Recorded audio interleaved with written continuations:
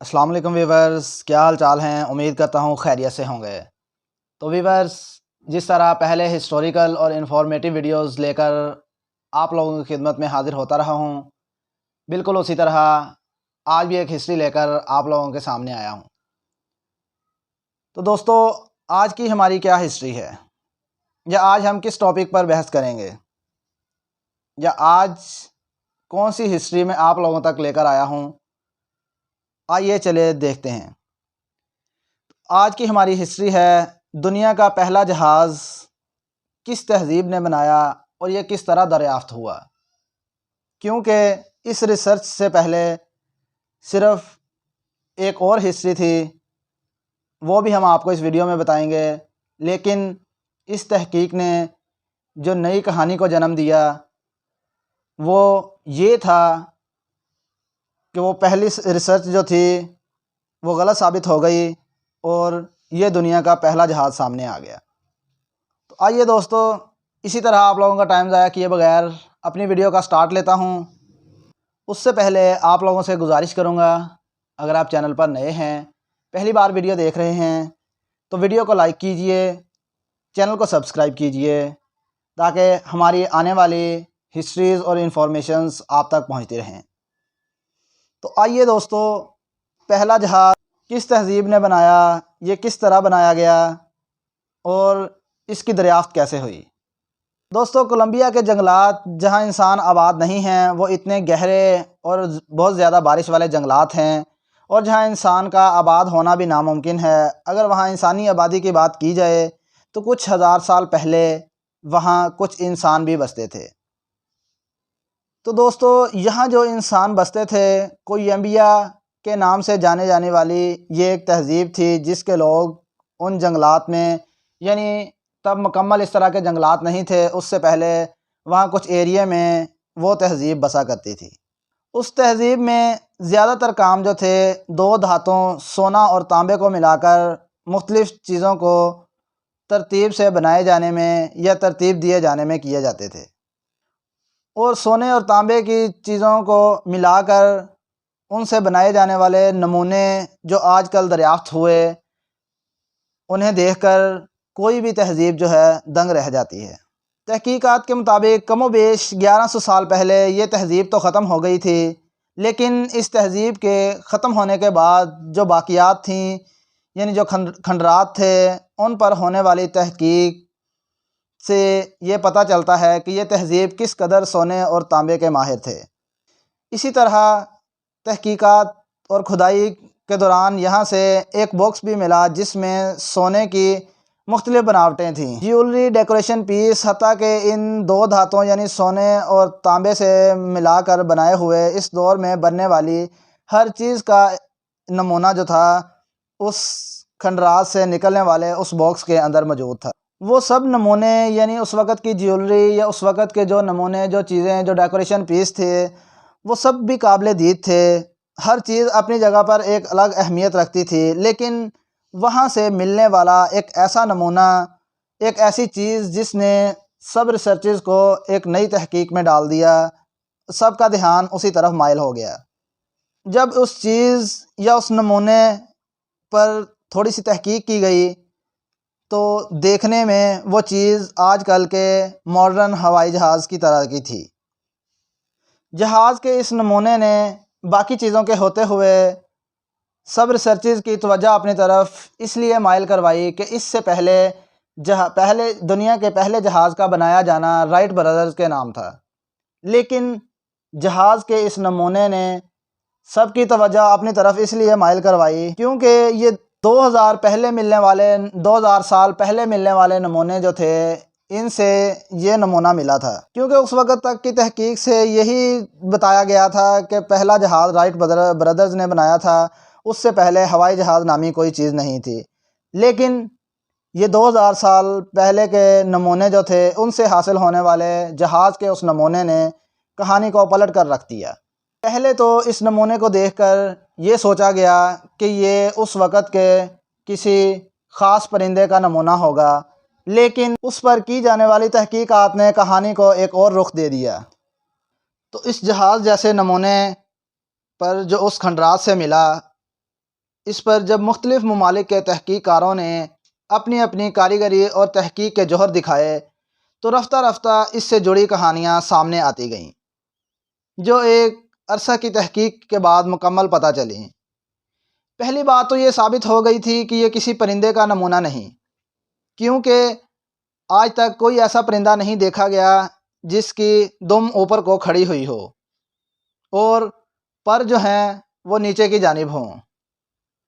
اسی طرح اس نمونے میں ایک اور خاص بات یہ تھی کہ اس کے آگے اور اس کے پیچھے کروز بنائی گئی تھیں، جو کہ آج کل کے ماڈرن ہوائی جہاز جو ہیں ان میں وہ چیزیں بنائی گئی تھیں جو ہوا کے رخ کو کاٹنے کے لیے یا رخ دوسری طرف پھیرنے کے لیے جہاز کی اس طرح شیپ دیا جانا تھا۔ اور اسی طرح اس نمونے سے جو اس کی دم بنائی گئی تھی جہاز کی طرح، اس سے یہ ثابت ہوا کہ وہ ایک جہاز کا حصہ ہے جسے انجینئرنگ کی زبان میں رڈر کہتے ہیں۔ یہ جہاز کا وہ حصہ ہے جسے جہاز کی دم کہا جاتا ہے، جو جہاز کو ڈائریکشن دینے میں مدد کرتا ہے۔ اور دوسری بڑی بات، اس نمونے میں تحقیق کے بعد یہ پتہ چلی کہ پرندوں کے پر جو ہیں وہ اوپر کی جانب ہوتے ہیں، لیکن اس نمونے میں جو پر نصب تھے وہ باڈی سے نچلی جانب نصب تھے۔ اور اسی طرح آج کل کے ماڈرن ہوائی جہاز جو ہیں ان میں بھی باڈی کے نچلی سائڈ کی طرف یہ پر نصب ہوتے ہیں، جس سے لیفٹ یا رائٹ ٹرن کرنے کے لیے جہاز کو مدد ملتی ہے۔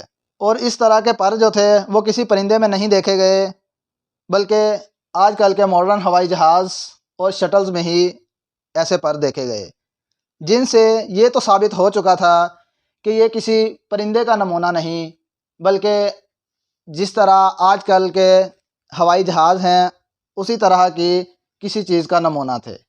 اب تک کی تحقیق کے مطابق صرف یہی سمجھا جاتا تھا کہ دنیا میں پہلا ہوائی جہاز رائٹ برادرز کا کارنامہ ہے، لیکن یہاں ہونے والی تحقیقات اور جو انجینئرز تھے ان کے مطابق کہانی کچھ اور ہی بتانے جا رہی تھی، کیونکہ جو رائٹ برادرز کے جہاز بنانے کا وقت تھا، یہ جو نمونے تھے یہ اس بنائے ہوئے جہاز سے 1000 سال پہلے کے نمونے تھے، جس پر ہونے والی تحقیق نے سب کو حیرانی میں مبتلا کر دیا۔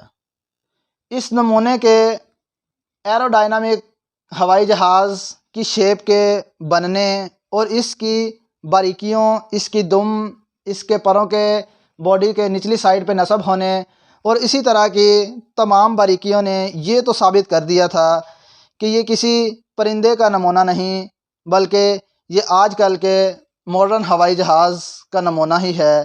لیکن یہاں حیرانگی والی بات تو یہ تھی کہ جس طرح اب تک کی تحقیقات سے صرف یہی پتہ تھا کہ دنیا کا پہلا جہاز رائٹ برادرز کا کارنامہ ہے، لیکن یہ 1000 سال پہلے کی جو تہذیب، جو کھنڈرات تھے، یہ کچھ اور بتا رہے تھے۔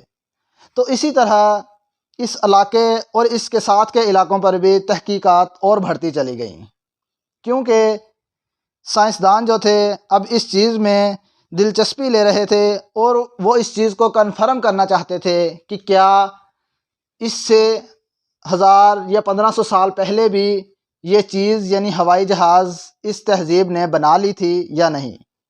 تو آئیے اب ہم آپ کو بتاتے ہیں کہ وہ نمونہ تو ہوائی جہاز کا ثابت ہو گیا، لیکن یہ کنفرم نہیں ہوا کہ کیا اس تہذیب کو یہ بنانے میں کامیابی مل پائی یا نہیں۔